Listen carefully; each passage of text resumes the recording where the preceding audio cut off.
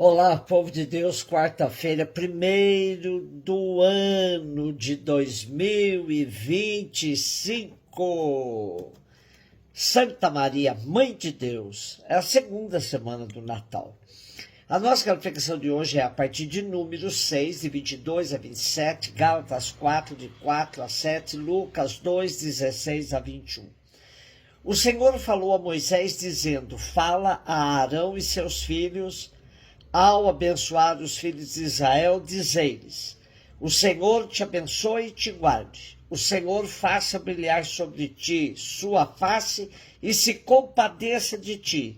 O Senhor volte para ti o seu rosto e te dê a paz.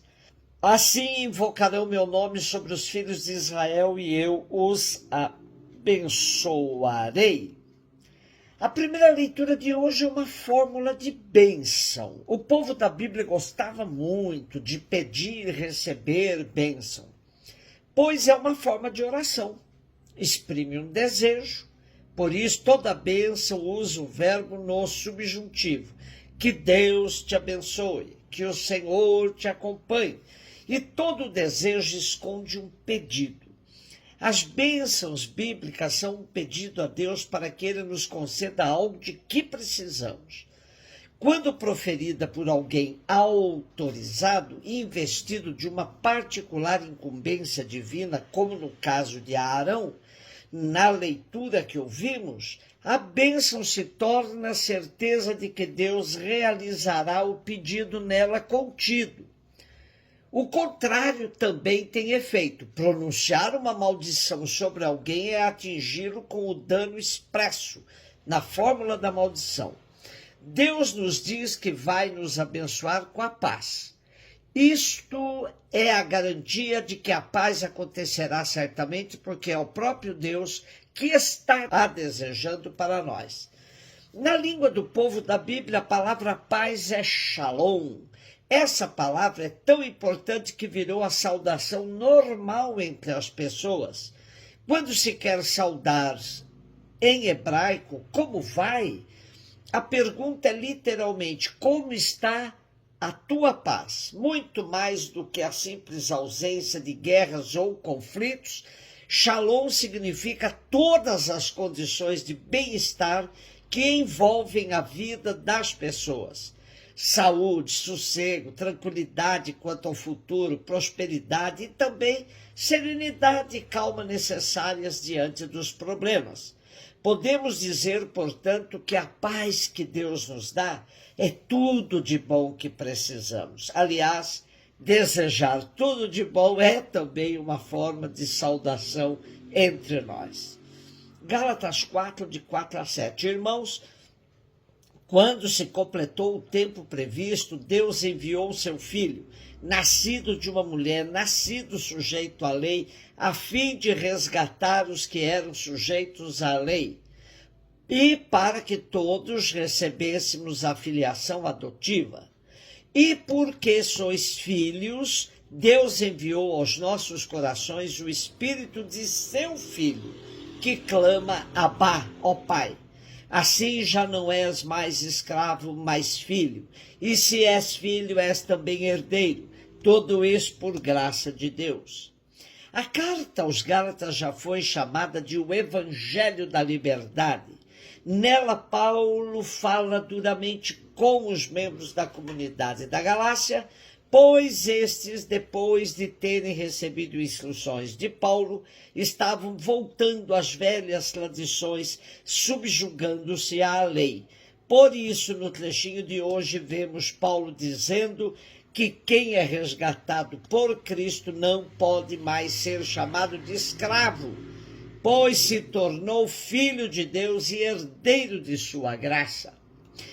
Precisamos purificar nossos textos litúrgicos que ainda insistem em nos identificar como servos e servas de Deus. Se o próprio Cristo também nos diz que já não somos servos, pois o servo não sabe o que faz o seu Senhor, e ele é a plenitude da revelação, por que insistir nisso? Lucas 2, 16 a 21. Os pastores foram às pressas a Belém e encontraram Maria e José e o recém-nascido deitado na manjedoura. Tendo-o visto, contaram o que lhes fora dito sobre o menino. E todos os que ouviram os pastores ficaram maravilhados com aquilo que contavam. Quanto a Maria, guardava todos esses fatos e meditava sobre eles em seu coração. Os pastores voltaram glorificando e louvando a Deus por tudo que tinham visto e ouvido, conforme lhes tinha sido dito. Quando se completaram os 8 dias para a circuncisão do menino, deram-lhe o nome de Jesus, como fora chamado pelo anjo antes de ser concebido. Por trás desse relato simples, cheio de ternura, Lucas nos dá o ponto alto da revelação.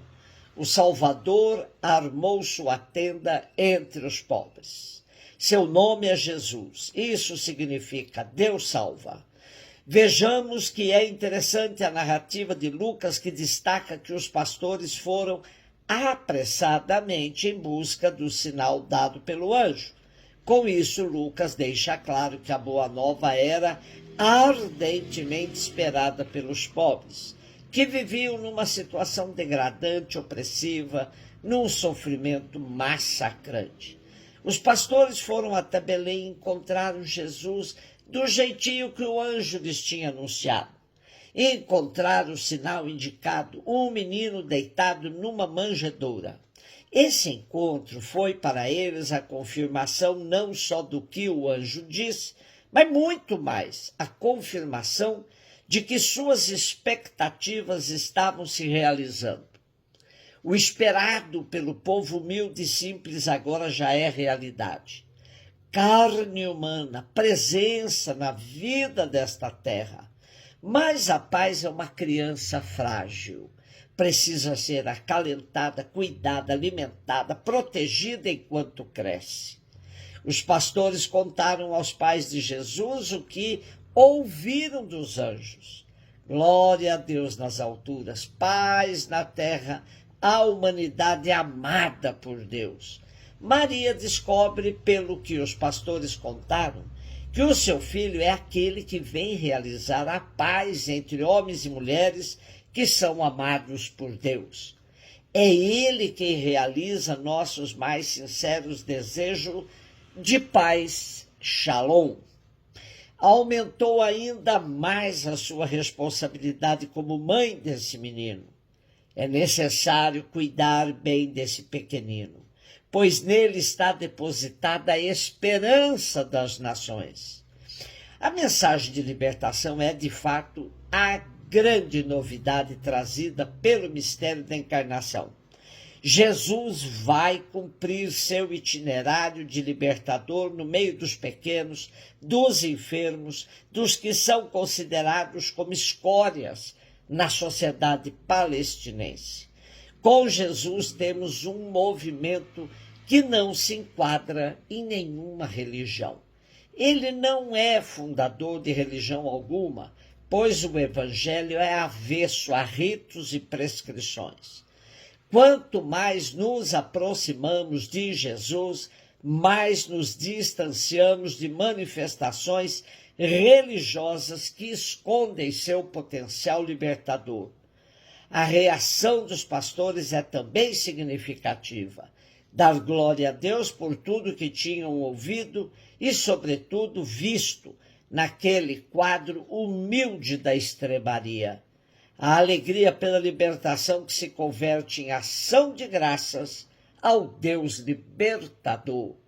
Assim temos a moldura do quadro em que celebramos Maria, Mãe de Deus e de todos nós. Aquela que guardou no seu coração tudo o que ouvia dizer sobre seu filho e se preparou assim para enfrentar todas as dores que passaria ao ver o seu filho, além de tudo, pregado na cruz. Um beijo no seu coração.